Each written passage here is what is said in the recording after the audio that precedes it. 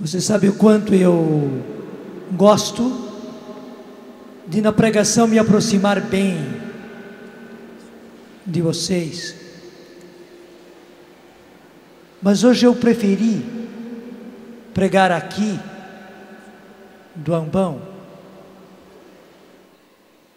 que é justamente o lugar da pregação da palavra, da proclamação, do anúncio da palavra, para dizer que justamente essa palavra não é minha e nem de nenhum homem. Esta é a palavra da igreja, porque esta é a palavra de Deus. Quando nós a anunciamos, quando nós a proclamamos, nós o fazemos no nome do Senhor. Nós o fazemos na autoridade da igreja. Ainda mais que nessa posição eu tenho a graça de ter atrás de mim justamente esse ícone maravilhoso do Pantocrator, o Rei dos Reis, o Senhor dos Senhores, o Cristo Mestre, com o livro da palavra aberto. Teria muita coisa para ser descrito neste ícone, inclusive a posição da mão daquele que ensina. Meus irmãos, é realmente aquilo que nós cantamos. Palavra da salvação, glória a vós, Senhor. E veja que beleza o evangelho do dia de hoje. Jesus começou dizendo: em verdade vos digo, eu sou o pão da vida que desceu do céu. Quem come a minha carne, quem comer deste pão, viverá eternamente. E o pão que eu hei de dar é a minha carne para a vida do mundo. E logo em seguida, o Evangelho vem dizer essas palavras. Os judeus começaram a discutir, dizendo: como este homem pode dar-nos a comer a sua carne? E eles tinham razão, porque humanamente ninguém poderia fazer isso. Não haveria como. Não haveria como. Mas é que eles não entenderam que Jesus não era simplesmente um mestre.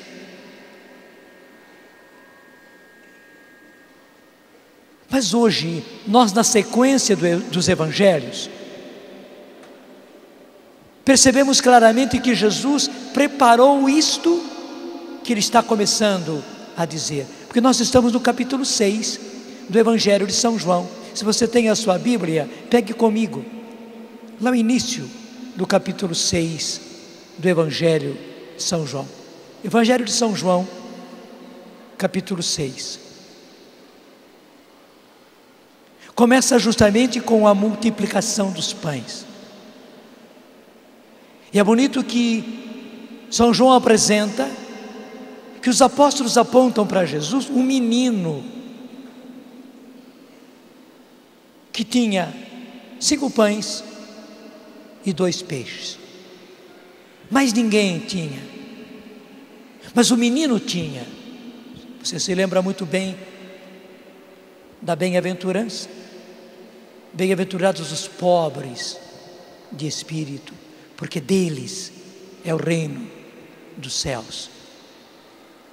E se não fordes como crianças, não entrareis no reino de Deus. Se não tiverdes o coração de criança, se não tiverdes a mentalidade de criança, não entrareis no reino dos céus. Isso não é apenas entrar no céu depois da morte, não, é entrar já agora.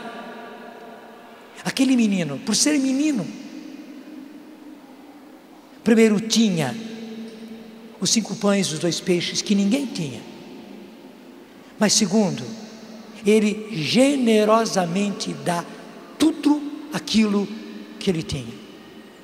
Era impossível 5 pães e 2 peixes matar a fome não somente das 5.000 pessoas, mas matar a fome apenas dos apóstolos. 5 pães e 2 peixes era insuficiente para os 12 apóstolos, quanto mais para aquela multidão a quem Jesus precisava alimentar. Nós estávamos diante de um impossível, e o que aconteceu? Jesus tomou aquele pão, Jesus tomou aqueles peixes e repetiu os gestos da Eucaristia. Os tomou, os partiu, elevou os olhos para o céu, pronunciou a bênção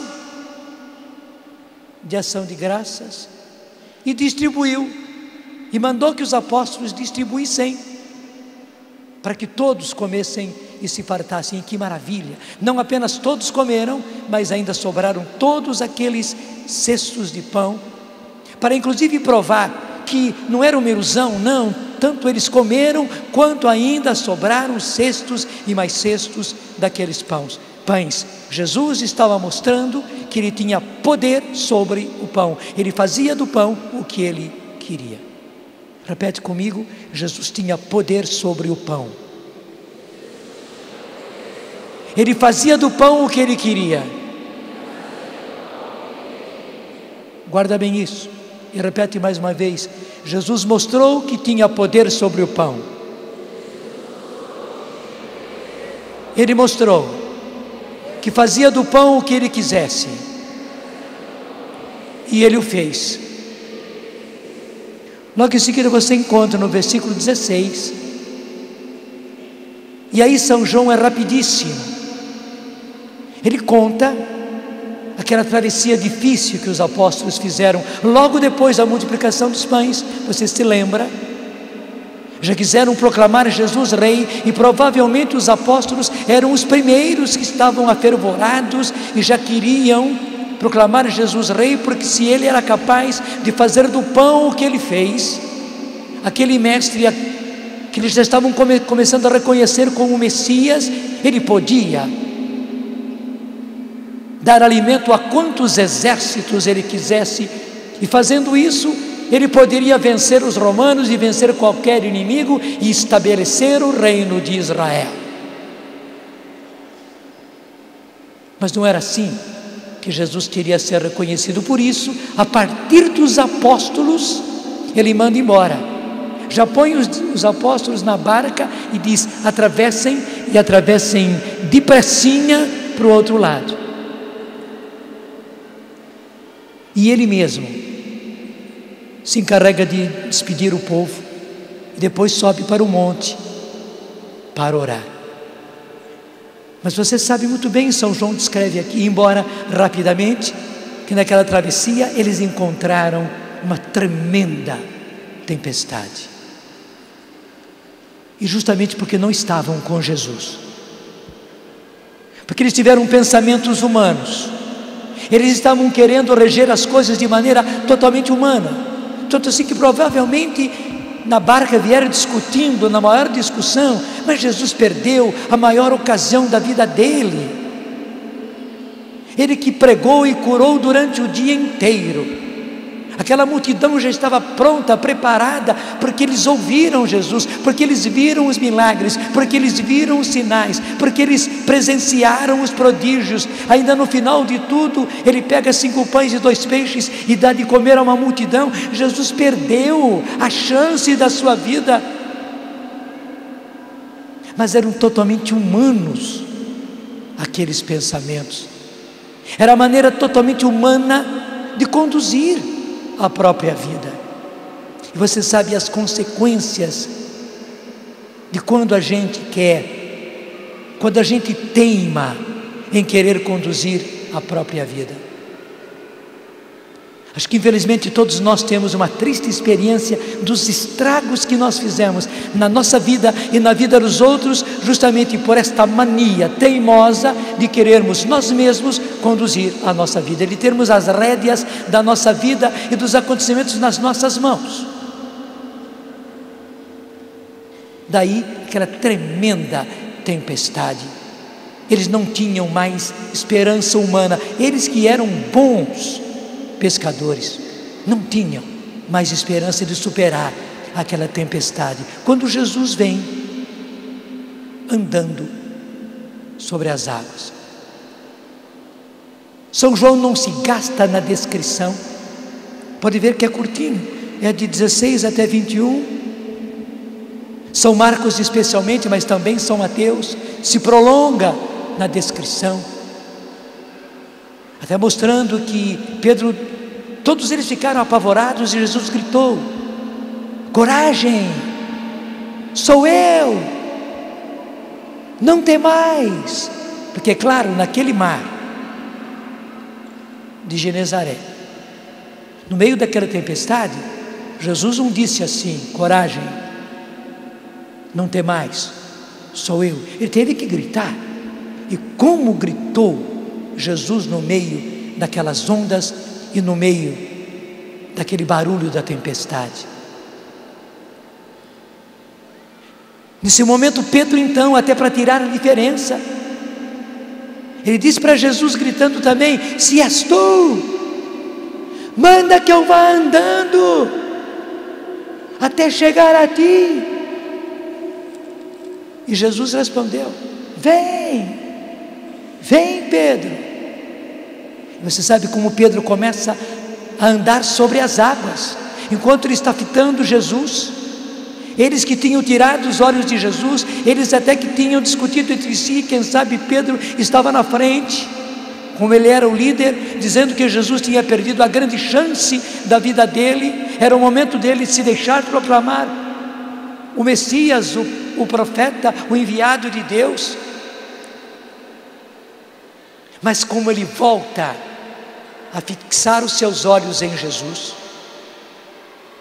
ele caminha sobre as águas. Até quando? Até o momento que uma das ondas sobe um pouco mais, ele retira os olhos de Jesus, olha para a onda e já começa a afundar.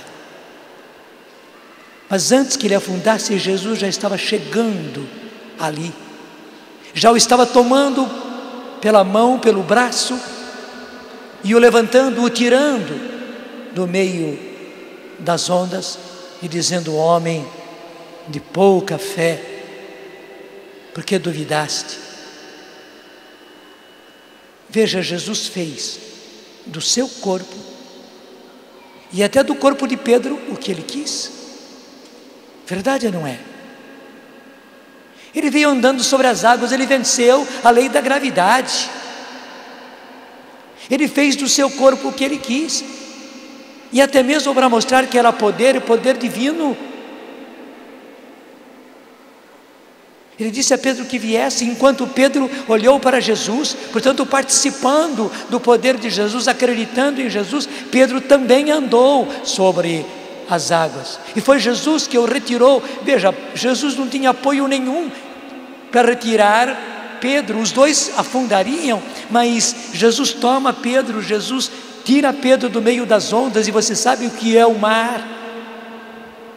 Na Bíblia, até na nossa língua, no português, fica bem, né? O mar significa o mal, e todas as coisas do mal.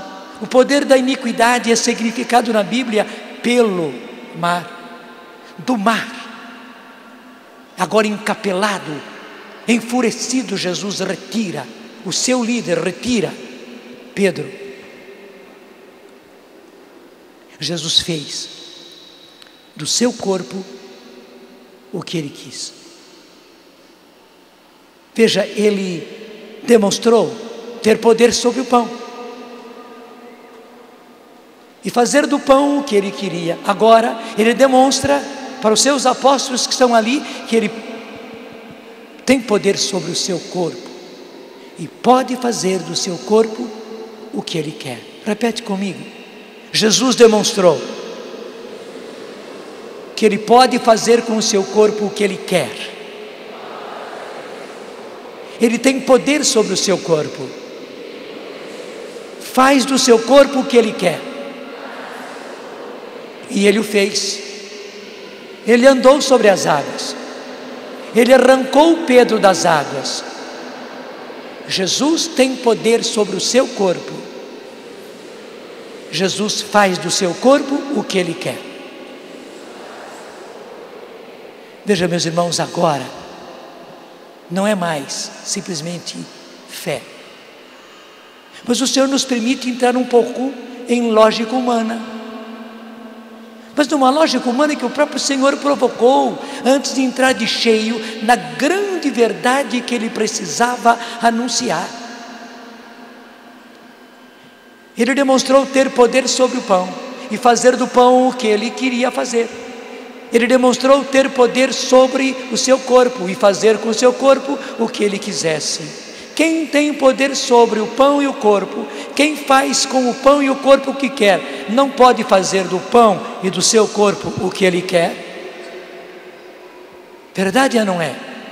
Repito, Ele demonstrou ter poder sobre o pão e poder fazer com o pão o que Ele quer. Ele demonstrou ter poder sobre o seu corpo e fazer com o seu corpo o que Ele quer. Portanto, quem tem poder sobre o pão e faz do pão o que quer, quem tem poder sobre o seu corpo e faz do seu corpo o que quer, não pode fazer do pão e do seu corpo, do corpo e do pão, o que Ele quer. E foi o que Ele fez. Claro, Ele vai fazê-lo a partir da última ceia, quando vai dizer aos seus apóstolos reunidos naquela última ceia pascal. Aí era a grande passagem, não era simplesmente a passagem daquele mar da Galileia, não, tempestuoso. Eles estavam celebrando a passagem da Páscoa, a grande passagem, bem significada na primeira leitura hoje, quando aquele povo imenso atravessa o deserto durante 40 dias, com todos os perigos do deserto, sem ter pão, sem ter alimento, sem ter água, pelo contrário, tendo todos os perigos. Na ceia pascal, na ceia da passagem, Jesus toma o pão, Jesus toma o vinho, e daí sim Ele proclama a palavra. Foi uma proclamação: tomai e comei, isto é o meu corpo. Tomai e bebei, este é o cálice do meu sangue. Mas aquilo que Ele vai dizer na última ceia, Ele havia preparado. Aqui nesse capítulo 6 de São João, ele já começa no versículo 35, dizendo: eu sou o pão da vida. Mas um pouco antes, Ele havia dito: vocês me vieram buscar, não porque estivessem me reconhecendo e quisessem realmente ouvir a minha palavra. Vocês comeram pão, ficaram saciados, ouviram falar daquilo que eu fiz, e é por isso que vocês vieram interesseiramente, vocês vieram muito materialmente. Mas Ele já começa a dizer: em verdade vos digo, não foi Moisés quem vos deu o verdadeiro pão do céu, porque o pão do céu, pão de Deus, desce do céu e dá a vida ao mundo.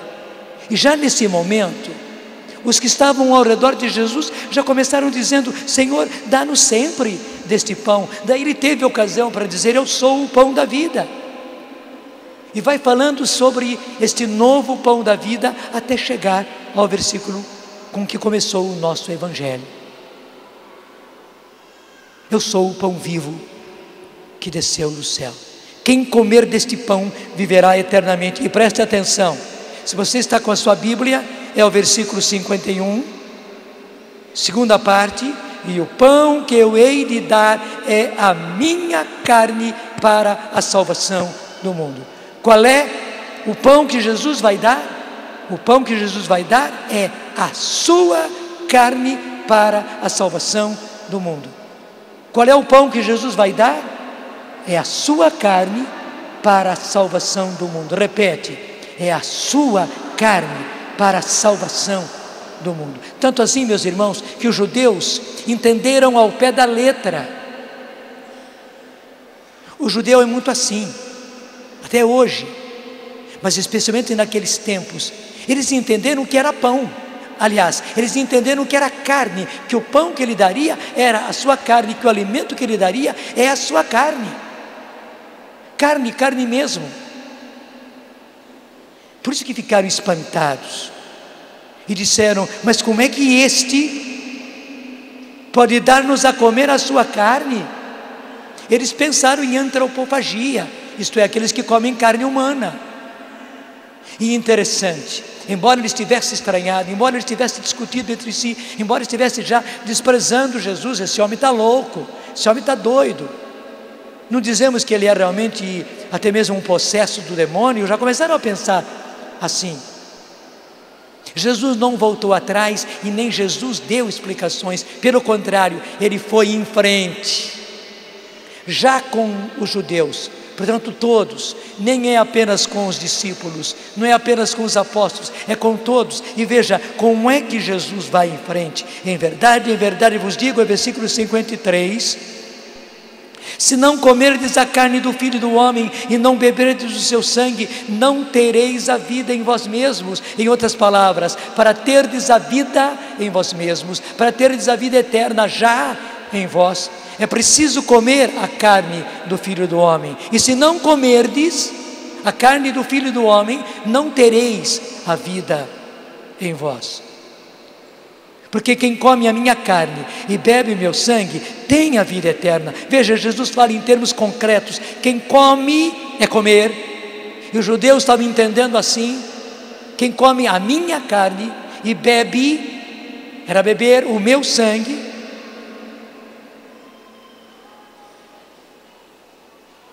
tem a vida eterna, e eu o ressuscitarei no último dia. Nós já podemos dizer que a semente da ressurreição é o corpo e o sangue de Jesus plantado em nós. Como toda semente, meu irmão, como toda semente, minha irmã, é assim.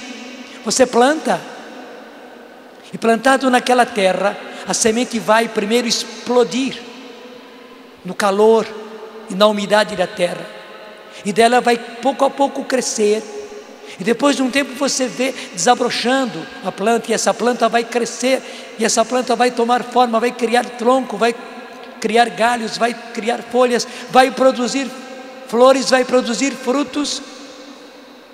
A semente da ressurreição, da minha ressurreição, da sua ressurreição, a semente da ressurreição plantada em nós, na terra que somos nós, é o corpo e o sangue do Senhor. Repete comigo: a semente da ressurreição plantada na terra que sou eu, é o corpo e o sangue do Senhor, é a carne e o sangue do Senhor. É por isso que eu vou ressuscitar. A semente da ressurreição é semeada continuamente na terra do meu corpo. Você pode bater nesta terra, na terra do meu corpo. É plantada continuamente a semente da ressurreição. Eu carrego na terra do meu corpo, da minha carne, a semente da ressurreição, da minha ressurreição, que é a carne do Senhor, é a carne ressuscitada do Senhor, semente de ressurreição na minha carne. Você entendeu a importância?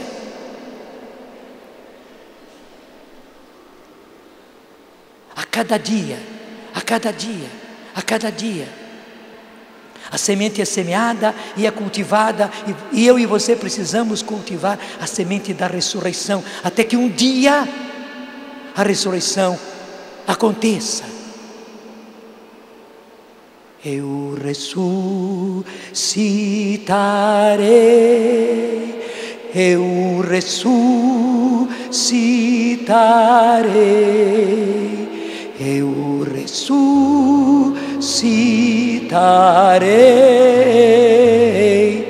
no dia final. Dá o tom certo para nós.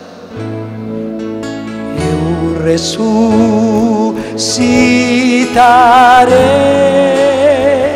eu ressuscitarei,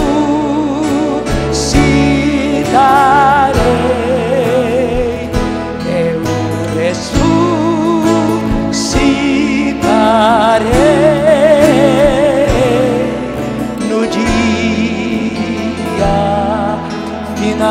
repete para valer. Levante os seus, eu ressuscitarei, levante os braços. Citarei, eu ressuscitarei,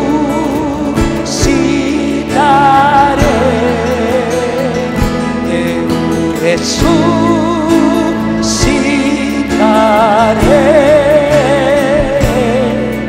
no dia. Terceira vez, braços levantados, eu ressuscitarei,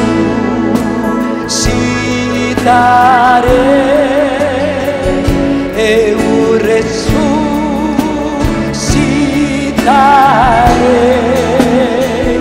eu ressuscitarei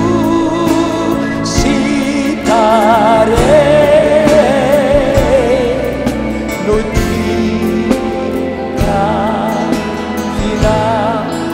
Na hora da comunhão, quando você comungar o corpo e o sangue do Senhor, quando você receber mais uma vez a semente da sua ressurreição, sim, a semente da sua ressurreição plantada na sua carne, você poderá continuar meditando nas outras estrofes desse cântico profético, porque quem proferiu essa profecia não foi um profeta qualquer, não, foi Jesus. Eu ressuscitarei,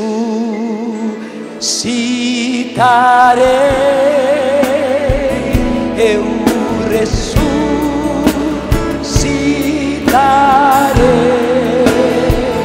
eu ressuscitarei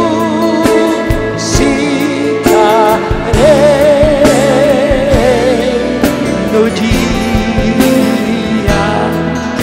final. Aplauda o Senhor, porque isso é. Eu ressuscitarei,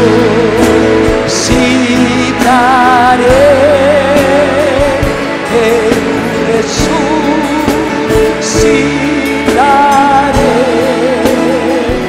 eu ressuscitarei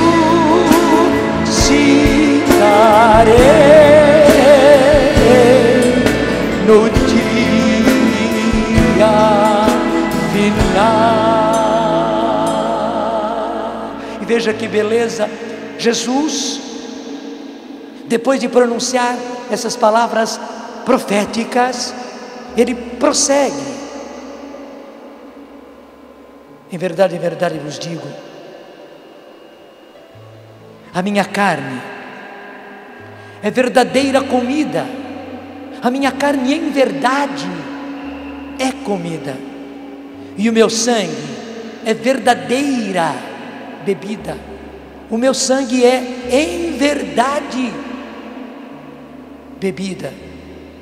Quem come a minha carne e bebe o meu sangue permanece em mim e eu nele. É por isso também que nós vamos poder permanecer no Senhor por toda a eternidade, e é por isso que o Senhor poderá permanecer em nós durante toda a eternidade. E o céu começa aqui, e a bem-aventurança começa aqui, e a vida eterna começa aqui, porque quem come a minha carne, quem bebe o meu sangue, permanece em mim e eu nele. Permanece em mim, diz Jesus, e eu permaneço nele. Meus irmãos, é só continuar, e é só continuar nessa caminhada de graça. Claro, temos que passar por todo o deserto, e o deserto é deserto, sem água, sem alimento, cheio de perigos, cheio de tentações. É o deserto lá dos 40 anos do povo hebreu, é o deserto para onde Jesus vai antes de começar a sua missão, cheio de perigos e cheio de tentações. Mas se nós prosseguimos com o Senhor, comendo a sua carne e bebendo o seu sangue, Ele permanece em nós e nós permanecemos nele, para depois permanecermos para sempre, para termos a vida então em plenitude. E vida eterna quer dizer isso, não é apenas a vida que não vai acabar, mas é a vida em plenitude, vida, plenitude de vida, totalidade de vida, a total qualidade de vida, que para poder ser tudo isso é também permanente, que não termina nunca. E Jesus continua, assim como o Pai que me enviou vive e eu vivo pelo Pai, assim também aquele que comer a minha carne viverá por mim. Mas quando Jesus terminou essas palavras, versículo 60, diz a palavra de Deus: muitos dos seus discípulos, ouvindo isto, disseram: isto é muito duro, quem o pode admitir? Qual é a pessoa de lógica? Qual é a pessoa que tem a cabeça no lugar de serem eles, que pode admitir isso, que pode concordar com isso? Nós até agora acreditávamos no mestre, mas o mestre endoideceu. Quem pode admitir uma coisa dessas? Meu irmão, minha irmã, não é mais o povo judeu, não, agora são os discípulos. E a palavra afirma muitos, e muitos quer dizer muitos, não são 4, 5 não. Muitos dos seus discípulos, ouvindo isso, disseram: isto é muito duro, quem o pode admitir? E não o acompanharam, e não o seguiram mais. E não o seguiram mais.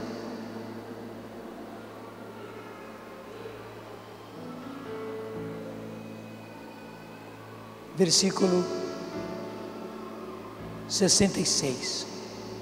Desde então, muitos dos seus discípulos se retiraram e já não andavam com ele. Então Jesus perguntou aos 12: quereis vós também retirar-vos? Veja a coragem de Jesus. Jesus já tinha perdido o povo judeu, porque disseram: como é que esse homem pode dar a sua carne a comer? Está doido. Jesus foi em frente, perdeu muitos dos seus discípulos. Tanto assim que vai dizer: desde então, desde o momento, desde essa ocasião, desde esse acontecimento, muitos dos seus discípulos se retiraram e já não andavam mais com ele. Jesus perdeu discípulos e agora ele está disposto até perder os seus apóstolos. Quereis vós também retirar-vos? Ai, que beleza! Quem é que assume? Quem é que toma a iniciativa? Quem é que vai à frente? Aquele mesmo Pedro que andou sobre o mar, porque antes tinha pensamentos humanos, mas olhando para Jesus de novo, andou sobre as ondas. Aquele mesmo Pedro que estava afundando, porque tirou os olhos de Jesus e olhou para a fúria da onda, e a quem Jesus o retirou e disse: homem de pouca fé, por que não acreditaste? Agora, graças a Deus, Pedro toma a iniciativa e diz: Senhor, a quem iríamos nós? Tu tens as palavras da vida eterna, e nós cremos e sabemos que Tu és o Santo de Deus. Certamente Pedro não entendeu, porque humanamente não dava para entender, não dava, mas ele está acreditando em Jesus. Veja bem, e é isso que precisamos fazer, acreditar em Jesus, porque Pedro acreditava em Jesus e agora professa: a quem iríamos nós? Só Tu tens palavras de vida eterna. Pedro não disse: eu creio no que o Senhor está dizendo, eu creio na Eucaristia, eu creio que a sua carne. Não, eu creio no Senhor. A quem iríamos nós? Só Tu tens palavra da vida eterna, e nós sabemos e cremos que Tu és o Santo de Deus. Então, o Senhor diga o que disser, é com o Senhor que nós ficamos. Você está me entendendo?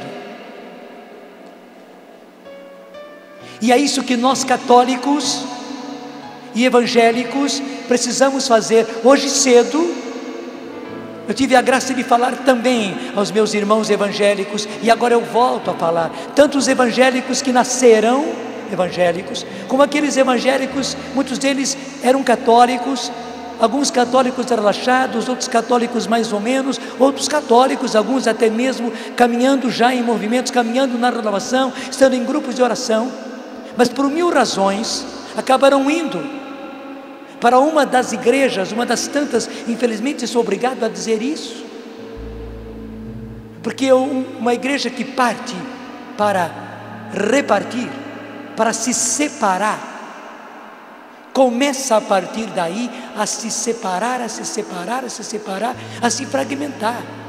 É como se houvesse uma pedra e alguém parte e tira um pedaço dessa pedra. O restante da pedra continua a pedra, rocha, firme, mas aquela pedra que separou-se não, nós queremos ser os puros, nós queremos ser os santos, nós não concordamos com essa pedra. Veja quanto erro nessa pedra, veja quanta areia nessa pedra, veja quanta impureza nessa pedra, até limo por cima, está tudo lodoso. Não, nós queremos ser os puros, queremos ser limpos, completamente limpos. Então saímos, nos separamos, não admitimos isso, não concordamos com isso, formamos a igreja daqueles que verdadeiramente são do Senhor. Coitados, veja bem, porque foram frutos de uma separação, de uma divisão, começam a se dividir, a se repartir, e você vê esse espetáculo triste. Você também que é evangélico, você vê, você já viveu isso na sua igreja, na história da sua igreja na qual você está agora, e viveu certamente já agora, ou está vendo nas outras igrejas o que elas são: fragmentação, e vai se fragmentando. Um pastor não concorda com o outro, formado pelo pastor, mas não concorda, e vai, separa-se e funda uma outra igreja, começa uma outra igreja. Com quem temos que ficar? Não é com nenhum pastor, não. Precisamos ficar com Jesus. Eu preciso dizer aos meus irmãos evangélicos: olhem para a igreja na qual vocês estão vivendo, e olhem para a igreja de quem Jesus disse: tu és Pedro, e sobre esta pedra edificarei a minha igreja, a minha igreja.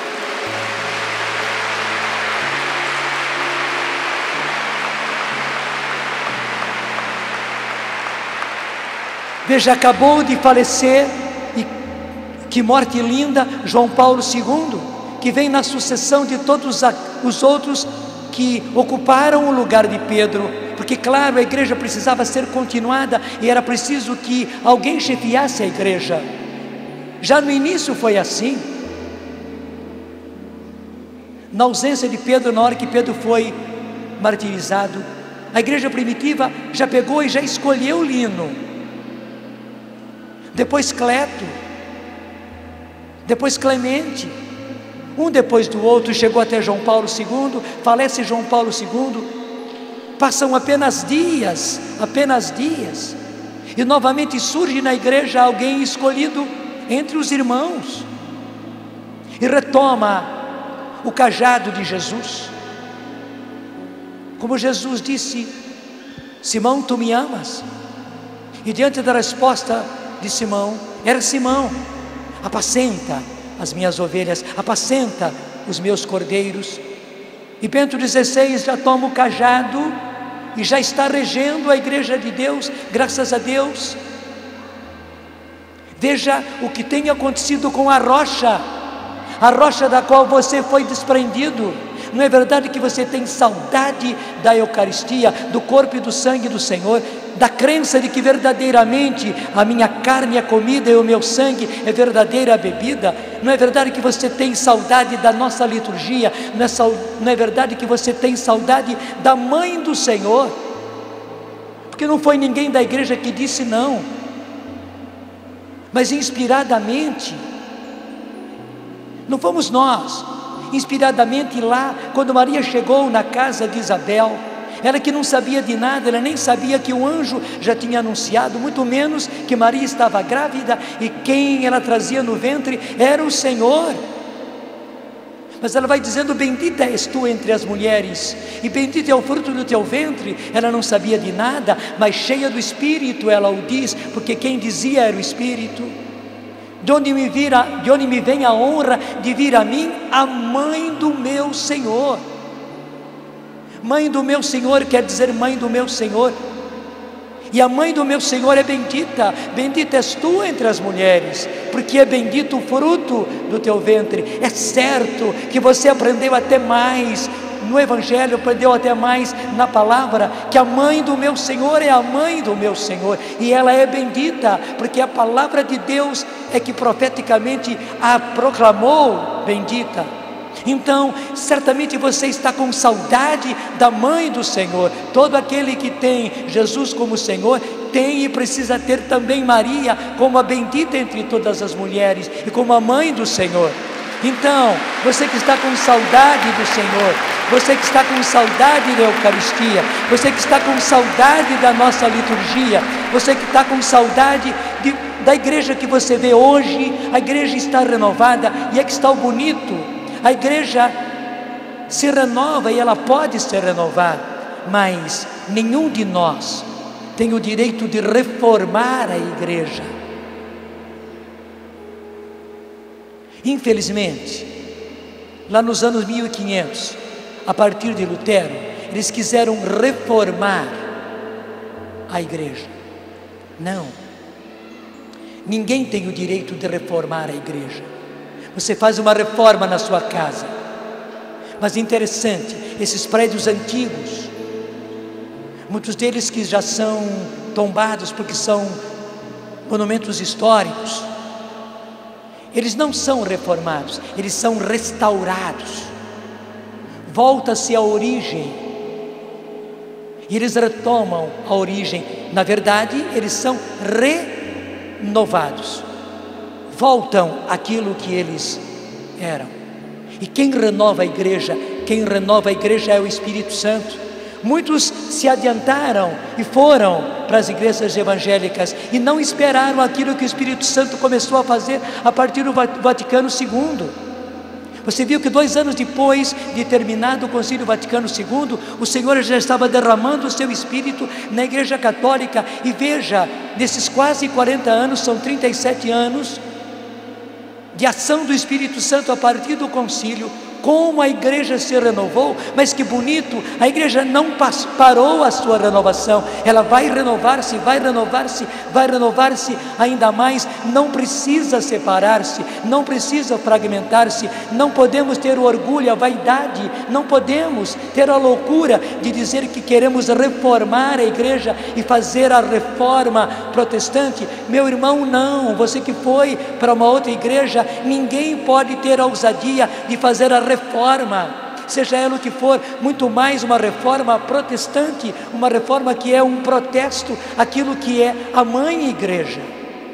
E não se reforma se separando, mas não é reforma que precisa ser feita, mas é renovação. E quem renova a igreja é o Espírito Santo.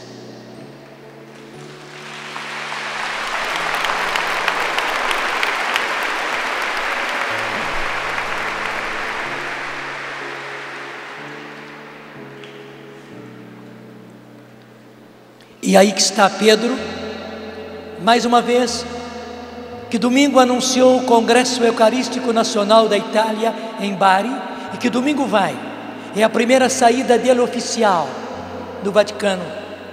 Ele vai atravessar a Itália de um lado para o outro, e vai a Bari, para encerrar, para coroar o Congresso Eucarístico Internacional, dentro do ano eucarístico, o ano da Eucaristia, instituído pelo seu predecessor, João Paulo II.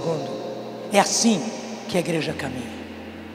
Meus irmãos, eu fiquei contentíssimo quando, ainda pela televisão, hoje bem cedinho, quando o padre Roberto celebrava a missa, eu vi que aqui no nosso painel, talvez você nem entendeu o que está nesse painel, né? Parece uma coisa esquisita. Está aqui durante o dia inteiro, o milagre de Lanciano. O que aconteceu em Lanciano? Ainda nos anos 780, portanto faz muito tempo, mais de 1200 anos, um monge de São Basílio teve dúvidas a respeito da presença real de Jesus na Eucaristia. Mas ao mesmo tempo ele lutava contra essas dúvidas, ele não queria permanecer nessas dúvidas. Não é aquilo que eu contei hoje cedo não, do milagre de Bolsena que gerou a festa de hoje, mas foi muito antes. Aquilo foi no século XI, aqui nós estamos bem antes, lá em 780, século VIII. E na missa que ele celebrava naquele dia, na igreja de Santa Catarina, depois de ele ter pronunciado as palavras da consagração no pão e no vinho, ele viu que aquela hóstia que estava ali diante dele se tinha transformado num pedaço de carne. Aliás, se mostrou como um pedaço de carne, com a espessura de uma hóstia, portanto fininha como uma hóstia, redonda como uma hóstia. Desculpe a comparação só para você entender. É como se pegasse, desculpe mais uma vez, uma mortadela e passasse na máquina e tira uma fatia. Ele viu ali diante dele com uma fatia de carne. Ele percebeu que era carne, inclusive sanguinolenta, como se tivesse cortado naquele momento. E ele percebeu já o cheiro de carne, e já o cheiro de sangue sobre aquela carne. Daí ele olhou para dentro do cálice e viu que não era mais vinho. Ele percebeu que era sangue, com o cheiro do sangue mexendo no cálice. Você percebe muito bem o que é sangue, movendo dentro do cálice o que estava ali. Ele percebeu, era sangue. Ele ficou aterrorizado, precisou chamar os seus irmãos, monges ali de São Basílio. E bonito, aquele mosteiro guardou, claro, com as devidas permissões da igreja, guardaram aquela hóstia, que ficou uma fatia de carne, e aquele sangue, que sangue assim, depois de um tempo, rapidamente ele se coagula, e formaram 5 coágulos de tamanhos diferentes. Eles colocaram aquele pedaço de carne, aquela hóstia consagrada, que se mostrou carne, num ostensório lindo, e colocaram aqueles 5 coágulos de sangue dentro de um cálice de cristal, fecharam, para que o povo pudesse ver o milagre. Passado muito tempo, eles perceberam que aquele pedaço de carne, por ser carne, estava se enrugando. Então, na ingenuidade deles, para esticar direitinho, eles pegaram tachinhas de ouro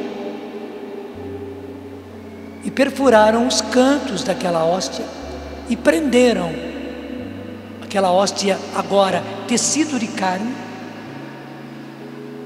nas bordas.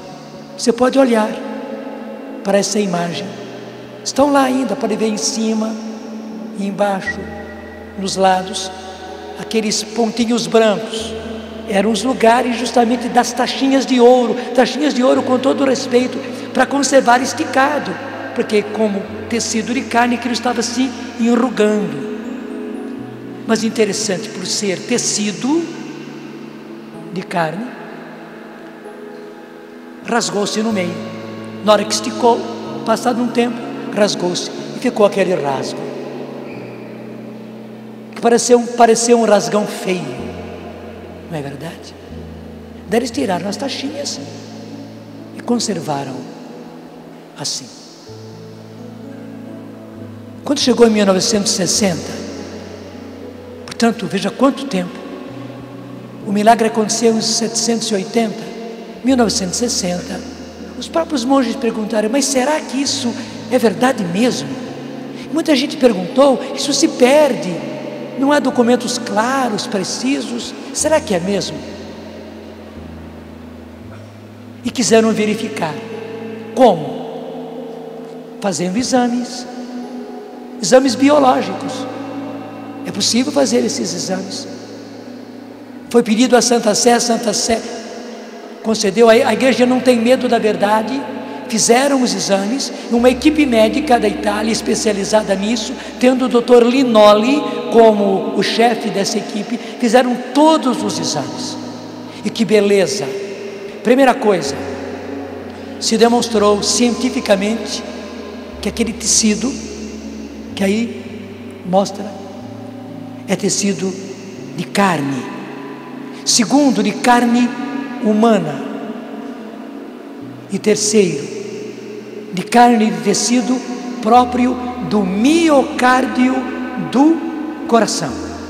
É como se nós disséssemos: o Senhor quis deixar para nós de demonstração uma fatia, desculpe a expressão, uma fatia do seu coração, para dizer que justamente a Eucaristia, claro, é o Senhor todo, corpo, sangue, alma, divindade, é a pessoa do Senhor, mas Ele quis deixar para nós ali como sinal, uma fatia do seu coração, sim, um corte do seu coração.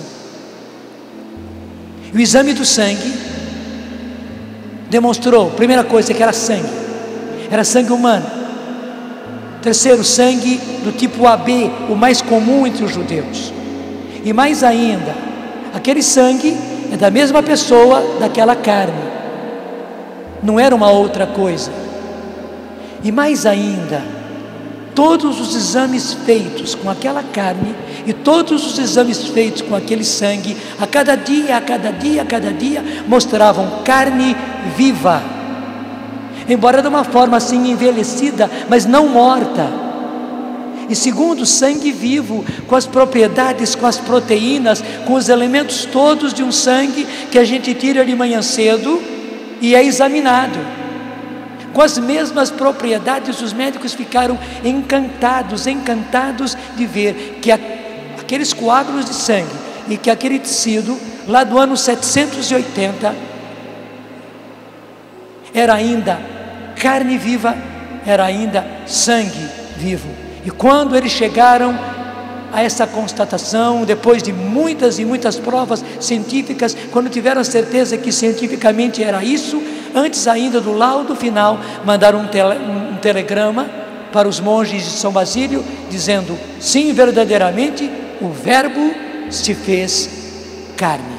O Verbo se fez carne e se manifestou entre nós.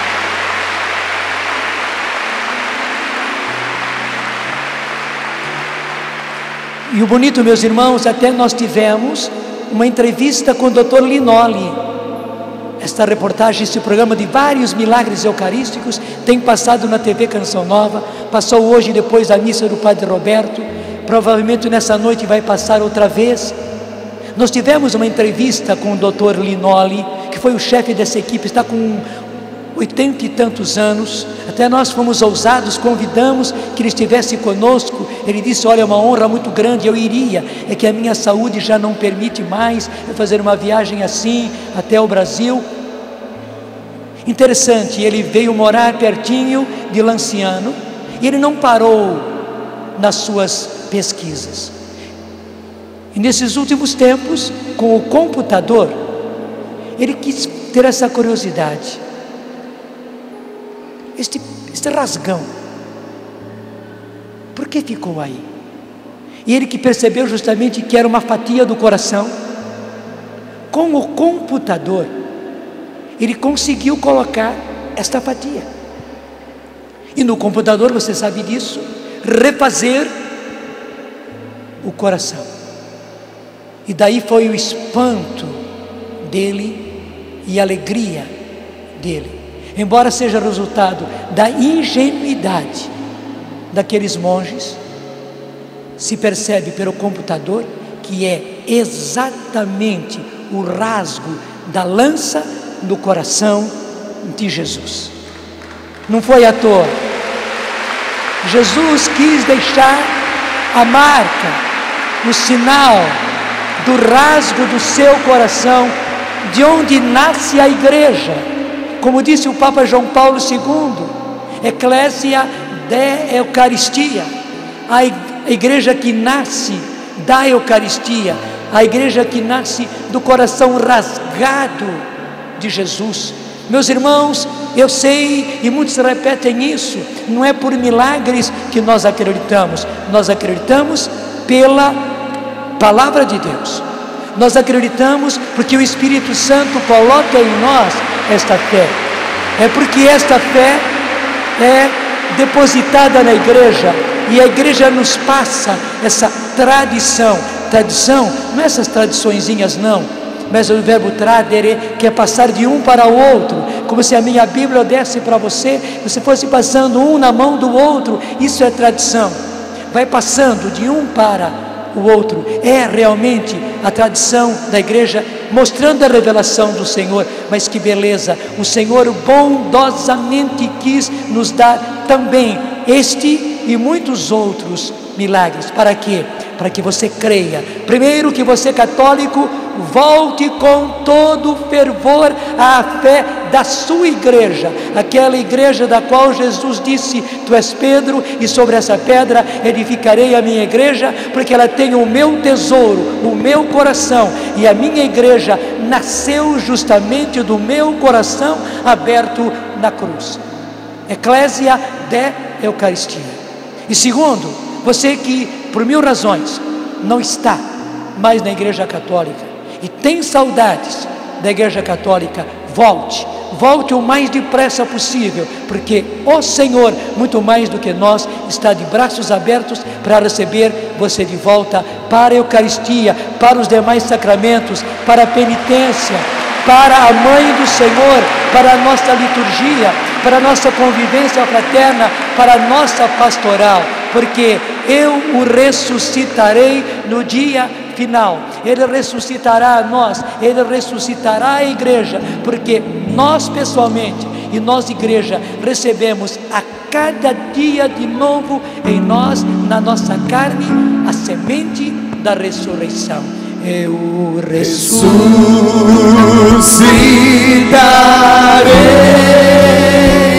eu ressuscitarei,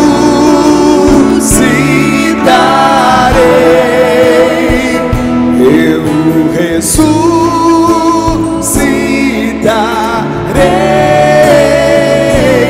no dia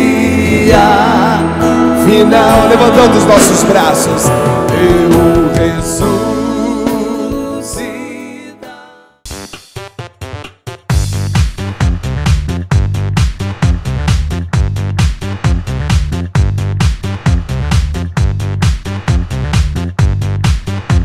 cançãonovaplay.com. Assine já!